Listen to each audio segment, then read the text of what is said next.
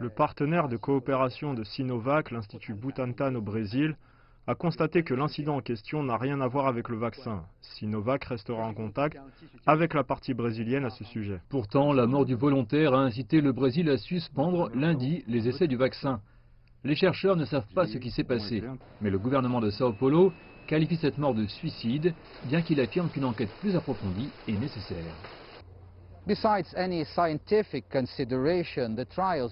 dehors de toute considération scientifique, les essais du Coronavac au Brésil sont devenus l'origine d'un âpre différend politique.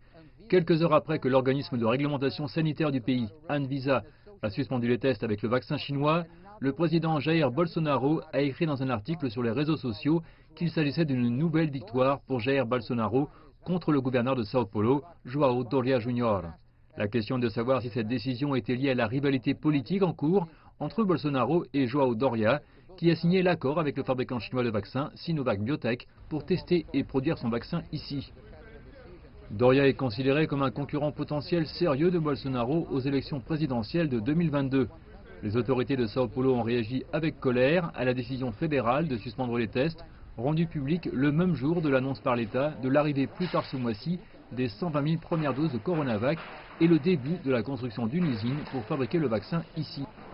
Dimas Covas, président de l'Institut Butantan et les partenaires locaux de Sinovac, ont déclaré que l'événement indésirable et grave n'avait rien à voir avec le vaccin lui-même. Selon Reuters, le gouvernement de l'État de Sao Paulo a confirmé que le volontaire a été déclaré suicidé dans l'attente d'une enquête plus approfondie. On ne sait pas si le volontaire a été inoculé avec le vaccin réel ou un placebo. Dimas Covas a déclaré lors d'une conférence de presse qu'il était clair que cela ne crée aucun doute sur la sécurité du vaccin.